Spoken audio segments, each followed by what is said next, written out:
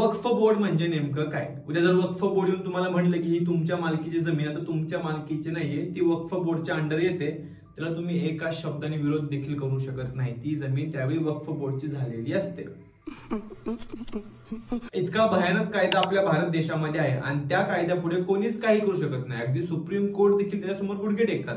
अशाच वक्फ बोर्डवर आपण या व्हिडिओमध्ये बोलणार आहोत आणि अशाच महत्त्वाच्या विषयांवर आपण आपल्या मराठी भाषेच्या चॅनलवर नेहमीच बोलत असतो. त्यामुळे चॅनलवर नसाल तर चॅनलला नक्की सबस्क्राईब करा आणि हा व्हिडिओ शेवटपर्यंत नक्की बघा. जय शिवराय. मी अनुपम अंकुश कुंभार, एक मराठी माणूस. सर्वप्रथम आपण जाणून घेऊ की वक्फ म्हणजे काय. वक्फ हा एक अरबी शब्द आहे. त्याचा शब्दशः अर्थ घेतला तर देवाच्या नावाने अर्पण केलेली जमीन म्हणजे वक्फ. आता याचा अर्थ आपण जर नीट बघितला तर ज्यांचा इस्लाम धर्म आहे त्यांनी आपल्या मुसलमान धर्माच्या कायद्यानुसार स्वतःची जमीन, स्वतःची जहागिरी देवाच्या नावाने अर्पण केली. आता इथेपर्यंत या गोष्टीला काहीच विरोध नाहीये, कारण की एखादा व्यक्ती आपल्या इच्छेनुसार आपली स्वतःची संपत्ती कोणत्याही देवाला दान धर्म करू शकतो. इतका अधिकार तर आपल्याला कायद्याने दिलाच पाहिजे आणि त्याबद्दल आपलं काहीच दुमत असणं गरजेचं नाहीये. पण नेमका आता प्रॉब्लेम कुठे आहे? तर प्रॉब्लेम असा की या सर्व गोष्टींसाठी जी संस्था नेमली गेली, ज्याचं नाव आहे वक्फ बोर्ड ऑफ इंडिया, आणि प्रत्येक राज्यामध्ये राज्यानुसार ती संस्था काम करते. म्हणजे Waqf board of Maharashtra, Waqf board of Gujarat या पद्धतीने. तर यांचे जे कायदे आहेत ना, त्या कायद्यानुसार कोणत्याही सर्वसामान्य लोकांच्या जमिनीवर देखील वक्फ बोर्ड आपला अधिकार सांगू शकतो आणि त्यावेळी देखील तो सर्वसामान्य नागरिक कोणतीच गोष्ट करू शकत नाही, कोणताच निषेध करू शकत नाही. हा सर्वात मोठा प्रॉब्लेम आहे.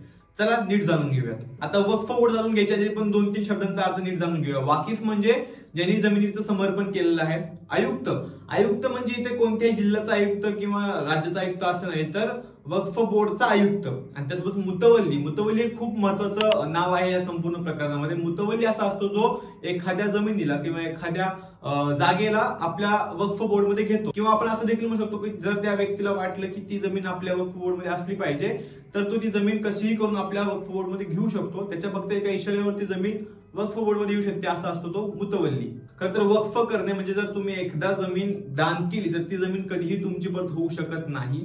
ती जमीन नेहमी अल्लाच्या कामासाठी किंवा समाज सेवेसाठी वापरली जाते, असं वक्फ बोर्ड सांगतं. तर याच अनुषंगाने 1954 मध्ये तो आधीचा कायदा लागू होता, जेणेकरून कोणताही मुसलमान व्यक्ती आपली जमीन देवधर्मासाठी दान करू शकतो. पण पी.व्ही. नरसिंहराव यांच्या सरकारमध्ये 1995 ला नवीन कायदा आला वक्फ बोर्डचा. तिथून सगळे प्रॉब्लेम्स खूप मोठ्या पद्धतीने चालू झाले. आता माझं वैयक्तिक मत मी सुरुवातीला सांगितलं, कोणीही आपल्या इच्छेनुसार आपल्या देवधर्मासाठी जमीन दान करू शकतं.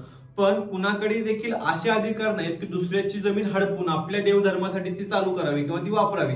असं अजिबात झालं नाही पाहिजे. पण वक्फ बोर्ड यात सर्वांचे अधिकार त्या मुतवल्लीला देतो की या देशातली कुठलीही जमीन जर तुम्हाला वाटली की ही मुसलमानांची आहे किंवा अल्लाच्या कामासाठी ती वापरली गेली पाहिजे, तर ती जमीन तुम्ही वापरू शकता, ती जमीन तुम्ही वक्फ बोर्ड करू शकता. हा कसला अधिकार आहे? हा कोणता कायदा आहे? आणि इतकंच नाही, जर एखाद्या सर्वसामान्यांची जमीन वक्फ बोर्ड मध्ये गेली तर तो सर्वसामान्य त्याविरुद्ध लढू शकत नाही. आणि जर तुम्हाला लढायचं असेल तर वक्फ बोर्डकडे जायचं आणि त्यांच्यासोबतच त्यांच्या विरुद्धच लढायचं.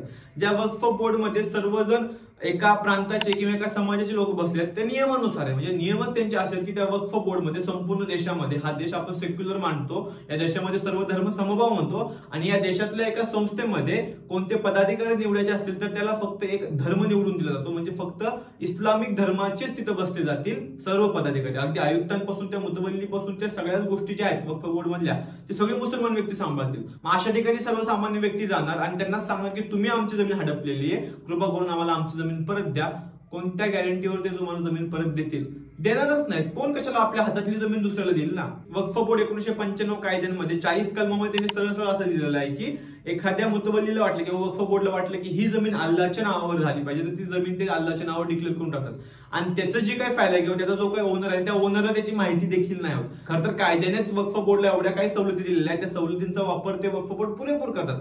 आता हा जो मी व्हिडिओ बनवत आहे त्या व्हिडिओमध्ये मी वकील विष्णू जैन यांचे अनेक संदर्भ घेतले, त्यांचे अनेक व्हिडिओज, इंटरव्ह्यूज बघून, त्यांचे लेख वाचून मी हा व्हिडिओ बनवत आहे. विष्णू जैन हे एक असे वकील आहेत, त्यांनी आपलं संपूर्ण आयुष्य जवळपास वक्फ बोर्ड मध्ये घालवलं, त्याच्या विरोधात केस लढण्यात घालवलं. त्यांचे अनेक व्हिडिओज मी डिस्क्रिप्शन मध्ये देखील त्याची लिंक पाठवतो, ते देखील व्हिडिओ तुम्ही नक्की जाऊन बघा. आणि त्यासोबतच अनेक लेख, अनेक बातम्या वाचून मी हा संपूर्ण व्हिडिओ बनवत आहे. त्या बातम्यांचे देखील लिंक्स मी डिस्क्रिप्शन मध्ये दिलेले आहेत, ते बातम्या तुम्ही स्वतः जाऊन एकदा नक्की वाचा. आता जसं मी सुरुवातीला सांगितलं की सुप्रीम कोर्ट देखील या गोष्टीमध्ये काहीच करू शकत नाही. करू शकते, पण कधी करू शकते माहिती का? एखादी जमीन वक्फ बोर्डने त्यांच्या ताब्यात घेतली त्या दिवसापासून ते पुढील 1 वर्षाच्या कालावधीमध्ये तुम्हाला सुप्रीम कोर्टामध्ये जाऊन केस करायची आहे. आणि त्या 1 वर्षाच्या कालावधीमध्येच तुमच्या बाजूने निकाल लागला तर सुप्रीम कोर्ट तुम्हाला ती जमीन परत देऊ शकते. नाहीतर 1 वर्षानंतर ती जमीन पूर्णपणे वक्फ बोर्ड करतात आणि त्यावेळी तुम्ही एका शब्दाने काहीही बोलू शकत नाही। आणि अजून एक तुम्हाला महत्त्वाची गोष्ट सांगतो की याच वक्फ बोर्डच्या 1995च्या कायद्यामध्ये 89वा कलम असा सांगतो की तुम्हाला जवळपास 2 महिने आधी वक्फ बोर्ड नोटीस द्यावी लागते की आम्हाला तुमच्या विरोधात केस करायची आहे।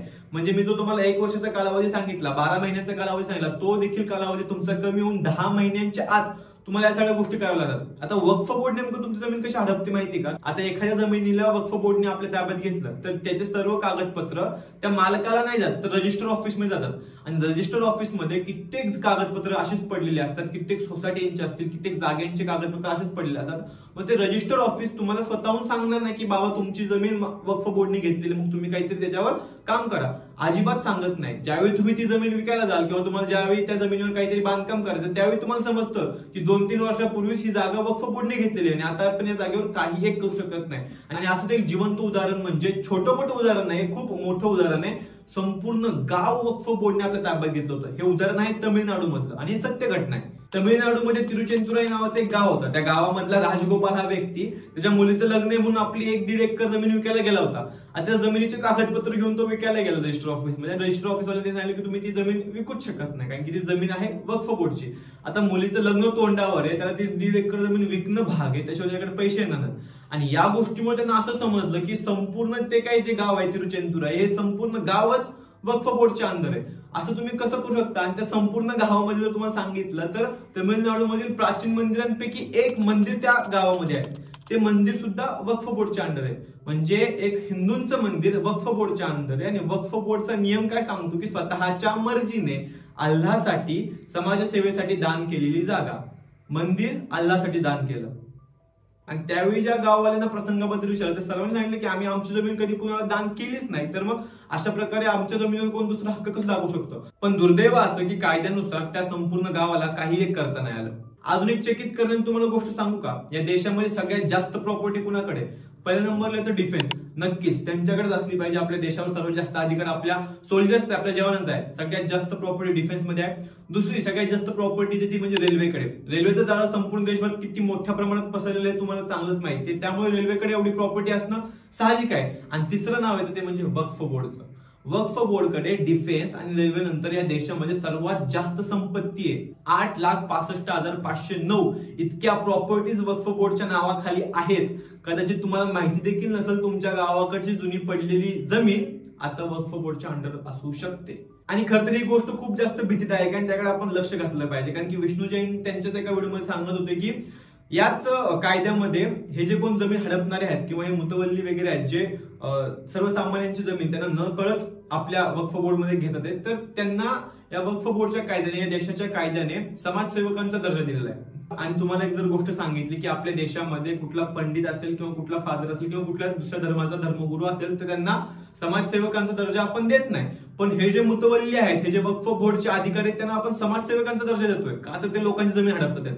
हा कुठला न्याय आहे? आणि हा न्याय आपल्या भारत देशात चालतो, जगातली सगळ्यात मोठी लोकशाही असणारा असा देश, याच देशामध्ये वक्फ बोर्ड सारखी संस्था अशा पद्धतीने काम करते, हे ऐकून खरंच वाईट वाटतं। या ज्ञानवापी आणि मथुरामध्ये आपण आपलं मंदिर बांधू, या सगळ्या गोष्टी आपण ज्या बोलतो त्या तितक्या सोप्या नाहीत, कारण की याच ज्ञानवापीला किंवा याच मथुराला कधीच वक्फ बोर्डच्या अंडर घेतलेलं आहे। म्हणजे ज्ञानवापीचं जे काही मस्जिद आहे ना, ते मस्जिद वक्फ बोर्डच्या अंडर आहे, त्यामुळे त्या जागेवर संपूर्णपणे अधिकार वक्फ बोर्डचा। जोपर्यंत वक्फ बोर्ड करून आपल्याला अधिकार येत नाही ना की तुम्ही इथे मंदिर बांधू शकता किंवा तुम्हाला इथे पूजा वगैरे करावी लागेल, त्याशिवाय आपण तिथे काही करू शकत नाही। तसंच मथुरामध्ये देखील आहे। आणि खरं तर धक्कादायक गोष्ट अशी की संपूर्ण देशामध्ये एवढी वक्फ बोर्डच्या अंडर जागा आहे, ती जागा जर एकत्र केली तर जवळपास एक पाकिस्तान देखील घडू शकतो। आणि अशीच अनेक धक्कादायक आकडे नेहमी समोर येत असतात। आणि यासोबत ही सगळी जी काही जमीन आहे ती जमीन कुणी दान केली हे जर बघायला गेलं, म्हणजे या जमिनीचा वाकिफ कोण आहे, तर त्या वाकिफांमध्ये बरेचशी नावं फक्त ब्लँक आहेत, बरेचसे कॉलम फक्त आपल्याला ब्लँक दिसतात। बरेचसे म्हणजे काय, सगळे जवळपास कॉलम ब्लँक आहेत।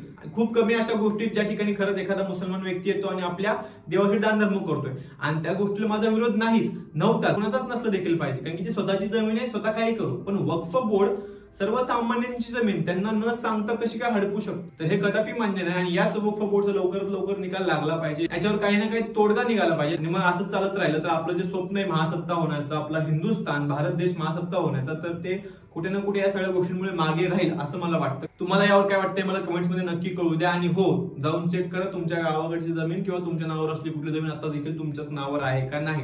व्हिडिओ शेवटपर्यंत बघितल्यासाठी मनापासून धन्यवाद. आणि हा, तुम्हाला या व्हिडिओमधून थोडी देखील माहिती भेटली असेल तर हा व्हिडिओ जास्तीत जास्त लोकांपर्यंत नक्की पोहोचवा.